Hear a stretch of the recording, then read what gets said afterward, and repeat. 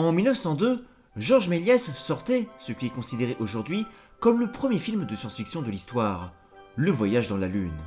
Georges Méliès, que l'on voit d'ailleurs à l'écran dans le rôle du professeur Barban-Fouilly et dans le rôle de la Lune elle-même, l'image la plus célèbre du film. Pourtant, Georges Méliès, de même que tous les acteurs, figurants, accessoiristes, producteurs, ainsi que tous les gens ayant participé à la création de ce film et que vous voyez sur ces images, ont aujourd'hui disparu. À vrai dire, toutes les personnes ayant figuré sur Terre au moment où ces images ont été filmées ne sont aujourd'hui plus, comme pour toutes celles pour chacun des films parus avant le 2 janvier 1903, date de la naissance de Ken Tanaka, l'actuelle doyenne de l'humanité. Pourtant, ces images que nous voyons, bien qu'elles aient été filmées il y a 120 ans de cela, dans le passé, nous les regardons en ce moment même, ces images se déroulant bien pour nous dans l'instant présent. Enfin du moins, c'est notre ressenti. La lumière se déplace dans le vide à une vitesse de 300 000 km par seconde. Autrement dit, notre propre étoile la plus proche, le Soleil, située à environ 150 millions de kilomètres de la Terre, nous provient en réalité avec 8 minutes et 19 secondes de décalage. Et s'il s'arrêtait soudainement de briller, c'est le temps qu'on mettrait avant de s'en rendre compte.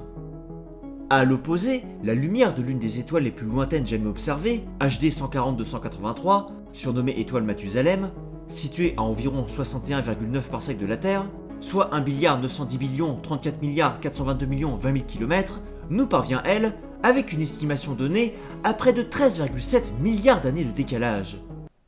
Ce sacré lag. Ce décalage, qui existe à des échelles gigantesques, existe en fait de même à des échelles beaucoup plus infimes.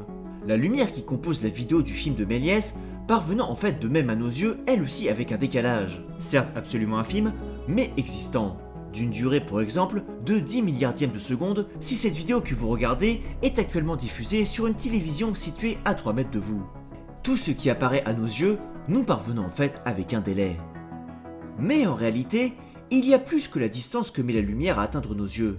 Il y a aussi le fait que nos yeux envoient ces informations à notre cerveau, et le temps que notre cerveau met à traiter ces informations pour que nous ayons conscience de celles-ci, un temps de traitement qui fait que ces images se sont en réalité déjà déroulées avant que nous en ayons conscience. Un phénomène non seulement propre à la lumière, mais aussi à toute autre information qui parvient à notre cerveau, comme le toucher, relié à notre système nerveux, d'une vitesse maximale de 300 km/h, et qui fait d'ailleurs techniquement que plus vous êtes grand et plus les informations arrivent en retard à votre cerveau, de par la distance qu'elles doivent mettre pour parcourir votre corps, ou encore les ondes sonores, comme par exemple ceux de cette phrase que je viens de prononcer. C'est ce qu'ont démontré des études réalisées sur des effets d'illusion du retard visuel, ou flash lag en anglais, ceux par le neuroscientifique David Eagleman et le professeur Terence Jasnowski.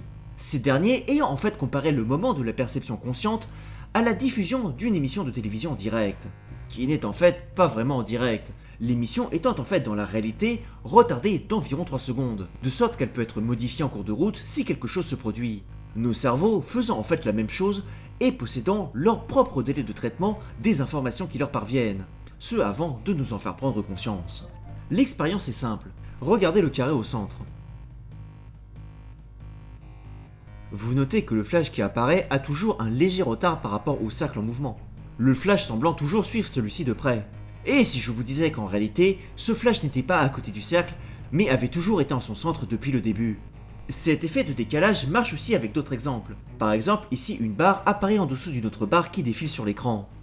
Bien que la barre apparaissant en bas a toujours l'air d'être en décalé par rapport à la barre en mouvement située en haut, si l'on arrête l'image, l'on s'aperçoit qu'en réalité, elles sont pile l'une en face de l'autre.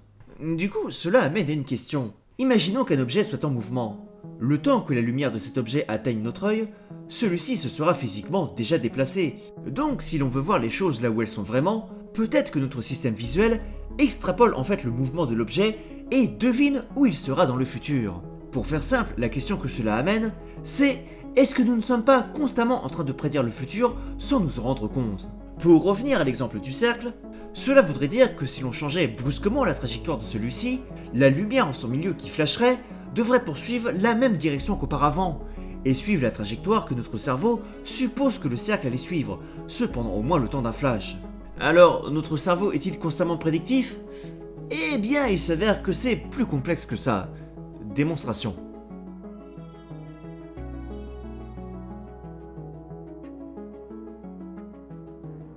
Comme vous aurez pu le remarquer, et comme l'ont démontré les études de Eagleman, la perception du flash, bien que toujours décalée, dépend systématiquement du déplacement du cercle. Les participants à l'expérience ayant relevé la même chose. Si le cercle change de sens, le flash, au lieu de suivre la précédente direction, s'inverse de même aussi dans l'autre sens.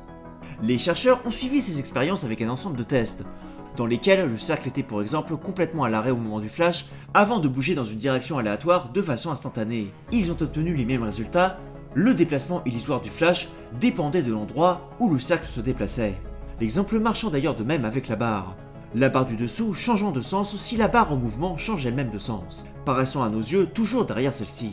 Ce décalage étant en réalité une illusion créée par notre cerveau, qui n'a pas la capacité physique de retranscrire parfaitement instantanément le présent. Celui-ci agissant en fait en post-diction, nous donnant un rendu reconstruit après un temps d'analyse de toutes les informations qui lui sont parvenues à des vitesses différentes durant le présent, en essayant de nous donner le meilleur rendu possible, quitte à ne pas afficher tout correctement de par la vitesse de certaines informations. Après avoir testé l'expérience sur différentes personnes à différentes vitesses, ce temps d'analyse entre la réalité et la perception s'avère être de 80 millisecondes en moyenne chez une personne. C'est moins que le temps d'un clignement d'œil, mais c'est un délai duquel nous sommes tous prisonniers, et que nous ne pourrons physiquement jamais rattraper. Tout ce qui parvient, et à nos yeux et à nos sens, nous arrive avec un délai. Notre cerveau traite ensuite ces informations de façon constante, provoquant un deuxième délai avant de nous en faire prendre conscience. Ainsi, pour vous, comme moi, ce que l'on pense être le moment présent, c'est en réalité déjà déroulé. Nous vivons tous constamment dans le passé. Et vous savez c'est quoi le plus rigolo de savoir ça? C'est que ça va rien changer à nous, oui.